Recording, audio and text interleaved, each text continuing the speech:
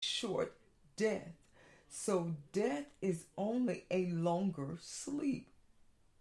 Do you understand that part? On earth, we're sleeping shorter. That's a short sleep. But in death, when we die, it's a longer sleep. The same God watches over thee in thy bed, in thy grave. And David's father became triumphant. He began the Psalms with complaints of the strength at first and malice of his enemies. That's how he began it.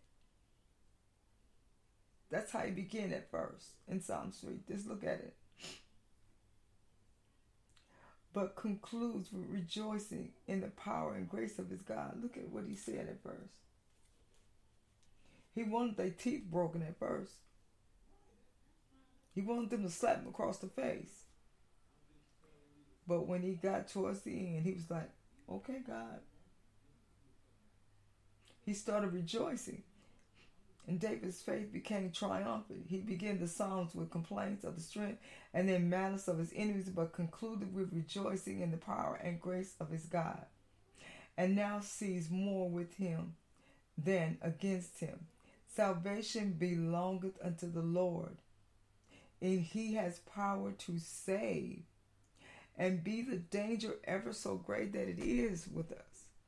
And even though pain and illness and death and sorrows upon sorrows in our lives, and there are many that be with us, and things that happen in our lives, and it happens, and we can look at the world and we can see what's happening.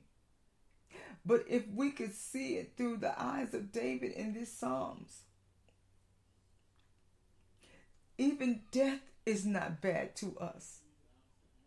If you look at it, when we rest at night, we don't hardly even know nothing unless we dream.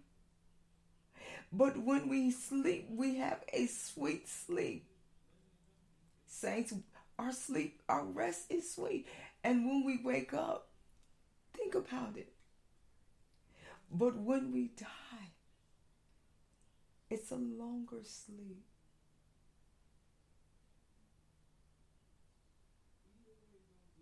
Did y'all get that? Okay. And all that have the Lord for their good, for God, because God He's wonderful. All that have the Lord for their God are sure of salvation. For he who is their God is the God of salvation. And that with David and how he says that. And so that's peace in the midst of a storm. And that's why I started with that song. After the storm has come and gone, and after the wind has already blown, God's going to wipe each tear from our eyes after the storm. See, these are storms that come and go in our lives. These are times when the wind blows a tsunami. When it blows some storms, tornadoes, and upheaval of houses and land and trees. And it may even take some lives. But guess what it is? A temporary storm. Because if we're in Christ, we get to sleep that longer sleep. And that's what I love about this Psalms.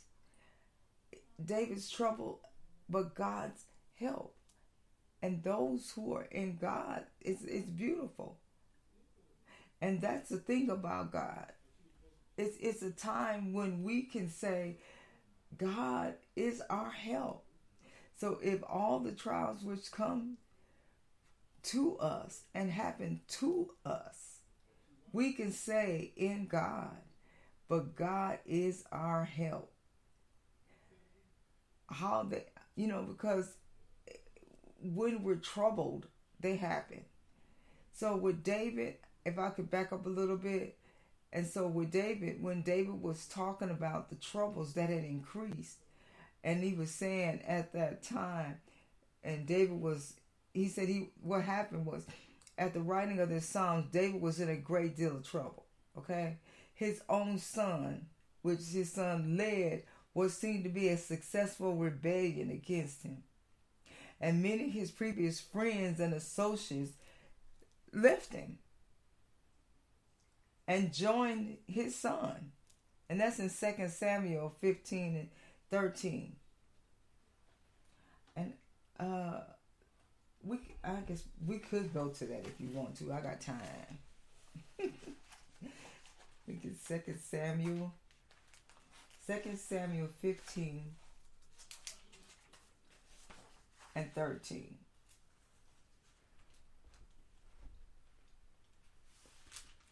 And here it is, 15 and 13. 2 Samuel 15 and 13. It says, and there came a messenger to David saying, the hearts of the men of Israel are after Ab-sa-lom. They want Ab-sa-lom.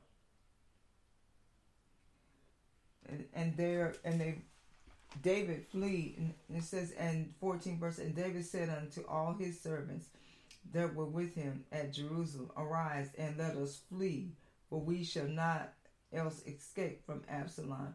Make speed to depart, lest he overtake us suddenly and bring evil upon us, and smite the city with edge of the sword. Or he means to destroy him. So Ab-sa-lom, his very own son, was ready to kill him, to get the throne. His very own son. And so David was like, there is no help for him in God. This is how David felt. David's situation was so bad that many left him. He was beyond God's help, it seemed. And those who said this is what the people said. So David's situation was so bad that many felt he was beyond God's help. That's how they felt.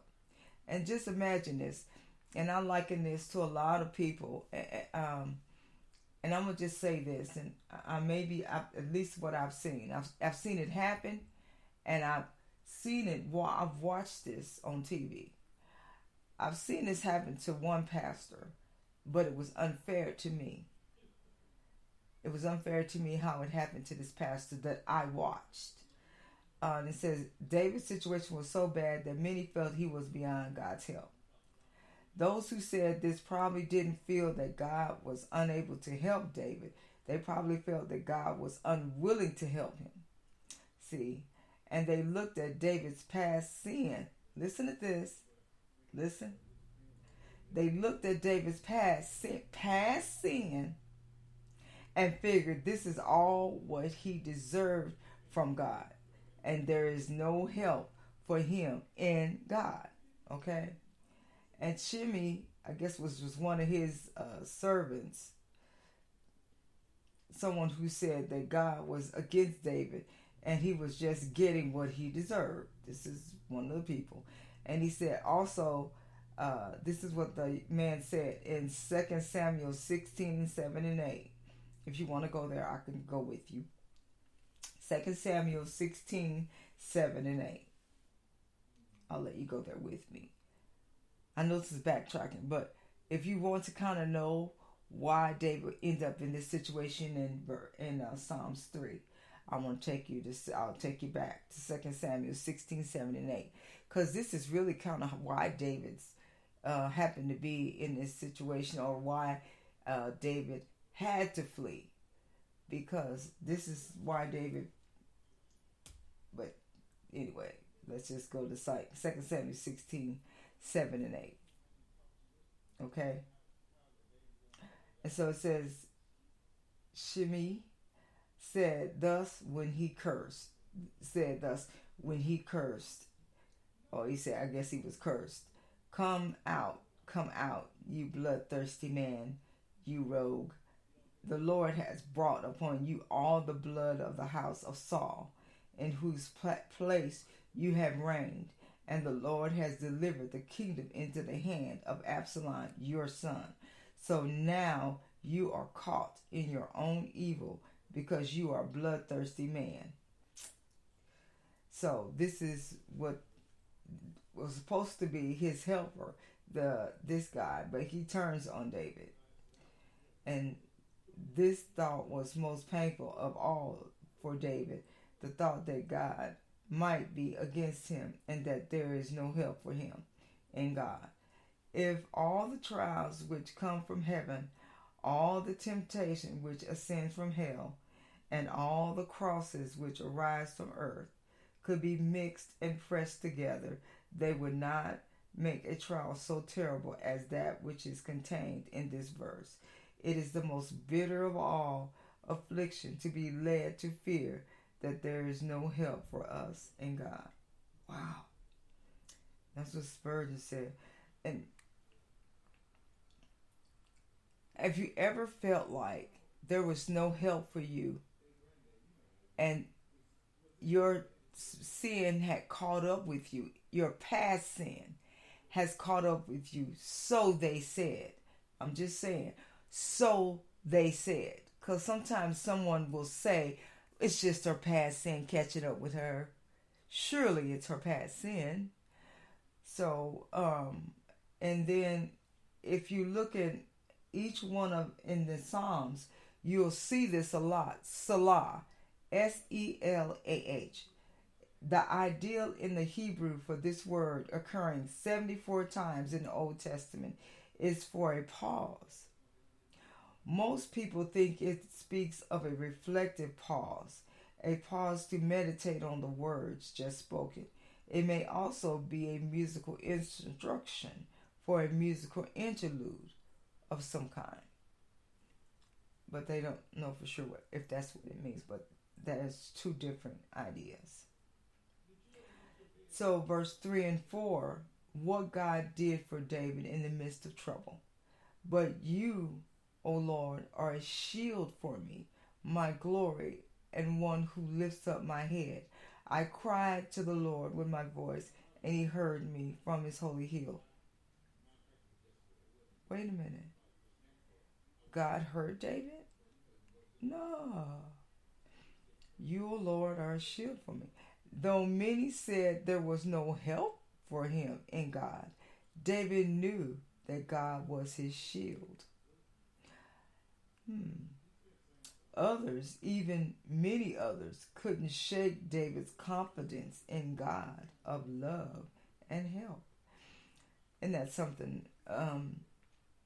Under attack from a cunning and ruthless enemy, David needed a shield. He knew that God was his shield. This wasn't a prayer asking God to fulfill this. This is a strong declaration of fact. You, O Lord, are a shield for me, my glory, and the lifter of my head. He said that's who it is. He said, God is the one who lifts my head. You, O Lord, are a shield for me, my glory, and the lifter of my head. God was more than David's protection. He also was the one who put David on higher ground, lifted his head, and showing him glory. There was nothing glorious or head-lifting in David's circumstance, but there was his God. Men find glory in all sorts of things: fame, power, prestige, possession, money, love, sex, everything. But David found his glory in the Lord. Capitalized L-O-R-D. Caps. Lord. O my soul, haste, thou make God thy glory.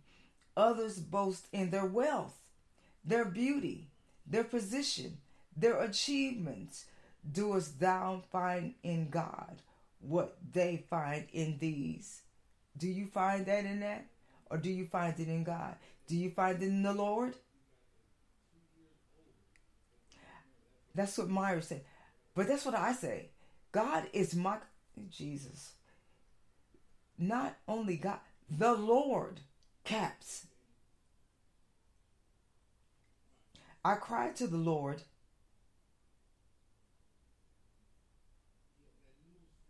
Surely silent prayers are heard.